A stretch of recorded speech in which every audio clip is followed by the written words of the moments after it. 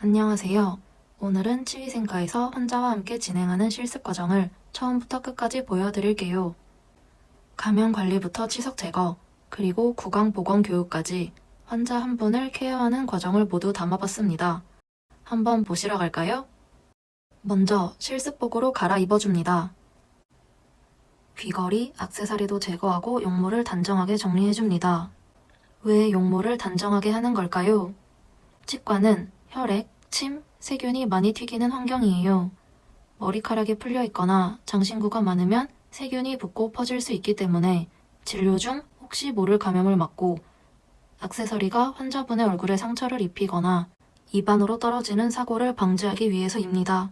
환자분의 안전을 최우선으로 하여 가장 깨끗하고 안전한 상태에서 진료해 드리기 위함입니다.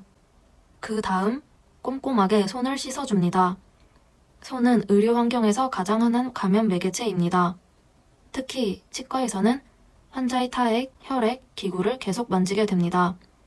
그로 인해 감염성 질환에 노출될 수 있습니다. 지속적인 손 위생으로 술자와 환자를 보호하고 교차 감염을 차단합니다. 이제 유니트 체어를 소독해 볼게요. 알코올 티슈로 표면을 닦아주고 베리어 필름을 붙여줍니다. 여기서 베리어 필름이란 치과 진료 장비들에 세균이나 침이 묻어 오염되는 것을 막아주는 특수 보호막입니다.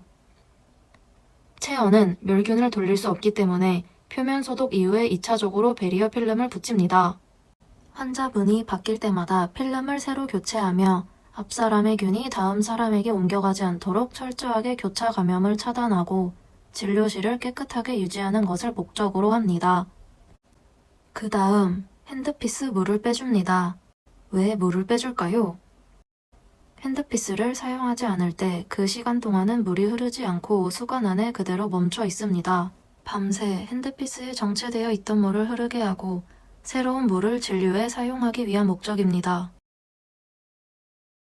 이제 기구 세팅까지 완료. 환자를 맞이할 준비가 끝났습니다.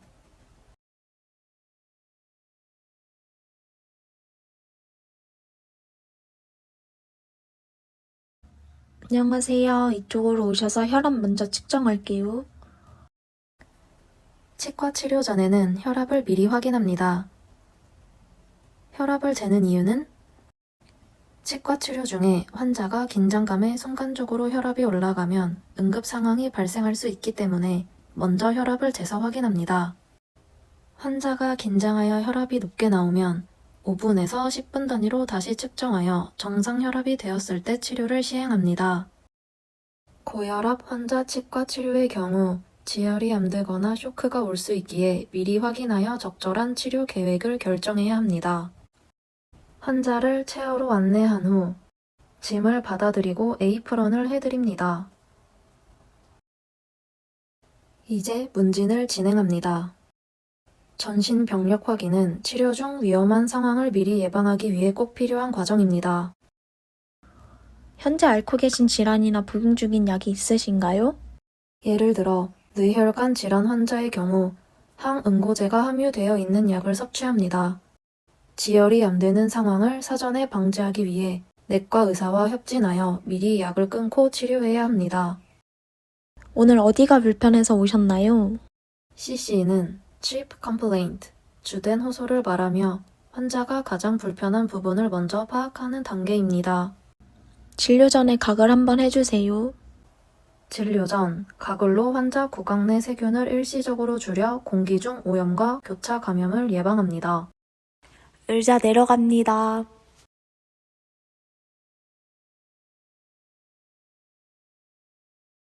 이제 잇몸 상태를 확인해 볼게요. 전치부, 극치부 설명까지 프로브를 사용하여 잇몸 상태를 확인합니다. 이 기구는 프로브라고 해서 치아와 잇몸 사이 깊이를 측정하는 도구입니다. 제가 구강 상태를 검사하기 위해 조금 꾹꾹 누르는 느낌이 날 수 있어요. 불편하시면 말씀해주세요. 치아와 잇몸 사이 공간은 주머니처럼 생겼는데요. 이걸 치주낭이라고 합니다. 정상 깊이는 1에서 3mm이고 그보다 깊어지면 잇몸 질환을 의심할 수 있어요.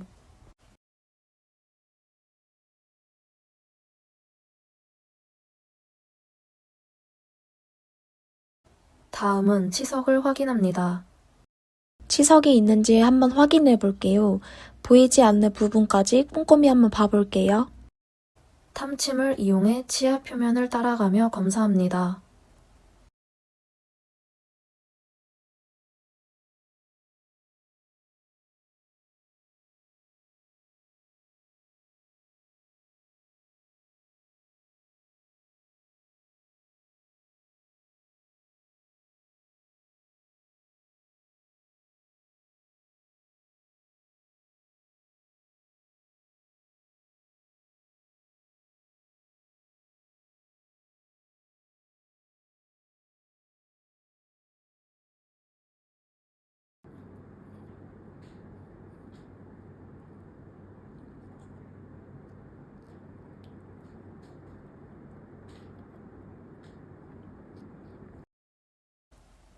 이때 치태를 채취해서 현미경으로 관찰합니다. 현미경 관찰을 통해 환자의 동기부여를 유발하고 양치의 중요성을 체감할 수 있도록 합니다. 입안에 길쭉한 균들이 주를 이루시네요. 대부분의 사람들이 이 정도 균은 가지고 있는데 활동성이 그리 많지는 않지만 구강 건강을 위해 지속적인 관리가 필요합니다. 구강 카메라는 치아와 잇몸의 상태를 몇십 배 확대하여 미세한 치아 균열, 초기 충치, 보철물 상태, 치석 등을 확인할 수 있습니다. 평소 직접 보기 힘든 치아 구석구석을 모니터에 크게 띄워 환자가 본인의 구강 상태를 이해할 수 있게 합니다. 이제 가장 중요한 단계, 양치질 교육입니다. 환자가 직접 양치 후 큐레이를 통해 남아있는 치태를 확인하고 맞춤형 교육을 진행합니다. 이건 큐레이라는 장비입니다. 이 장비는 인체에 해가 없는 안전한 청색광을 치아에 비추는데요. 빛을 받으면 일반 눈으로는 잘 보이지 않는 초기 충치와 세균 활동이 활발한 부위가 붉은색으로 나타납니다. 그래서 양치가 잘 안 되는 부위까지 확인할 수 있습니다. 평소 양치하던 대로 닦아보세요. 칫솔을 치아와 잇몸 경계에 45도로 위치시키고 손목을 이용해 위에서 아래로 쓸어내리듯 닦아줍니다.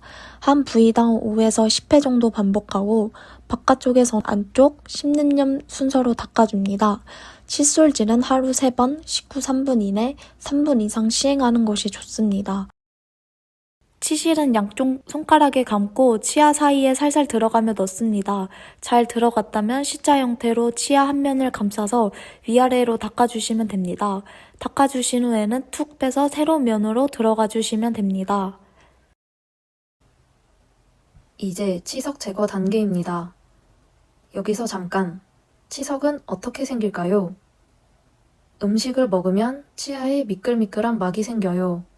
그 주위에 세균들이 붙게 되고 집락을 이루어 치태가 됩니다. 이게 제대로 제거되지 않으면 시간이 지나며 침에 있는 칼슘과 만나 치석이 됩니다. 쉽게 말하면 치태는 젤리, 치석은 돌입니다. 치석은 칫솔로 제거가 안 되고 잇몸 염증과 치주 질환의 원인이 됩니다. 그래서 정기적인 제거가 중요합니다.